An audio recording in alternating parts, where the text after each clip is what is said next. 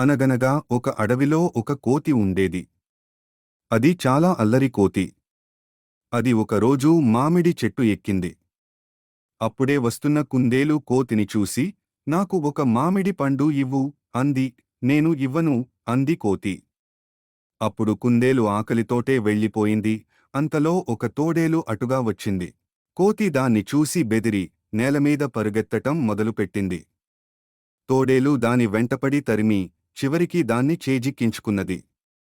అటువైపుగానే కాస్త దూరాన తలవంచుకుని పోతున్నాయి కుందేలు, దాని మిత్రుడు జింక.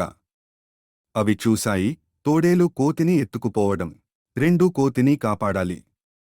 ఎలాగా అని ఒక ఉపాయం ఆలోచించాయి. గబగబా వెళ్ళి తోడేలు వస్తున్న దారిలో ఓ చెట్టుకు మాంసం ముక్కను వ్రేలాడదీశాయి. ఆ మాంసం ముక్కని అందుకోవాలంటే తోడేలు బాగా పైకి ఎగరాలి.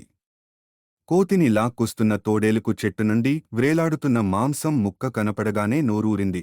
కాని ఈ కోతి ఒకటి ఉన్నదే, ఎలాగా అని ఆలోచించింది. కోతిని ఒక ప్రక్కగా చెట్టు మొదల్లో బంధించి వచ్చింది.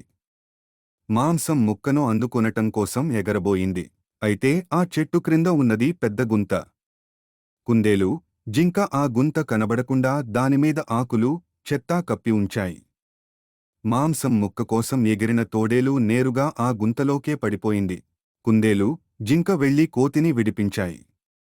కోతి కుందేలుకు క్షమాపణ చెప్పుకున్నది. ఇంతకు ముందు నువ్వు అడిగితే నేను పండు ఇవ్వనన్నాను. నన్ను క్షమించు అన్నది. ఏం పర్లేదులే. మనకు ఆకలి ఎక్కువైనప్పుడు అందరమూ అలాగే చేస్తాము అన్నది కుందేలు తేలికగా. అటుపైన మూడూ కలిసి సంతోషంగా జీవించాయి.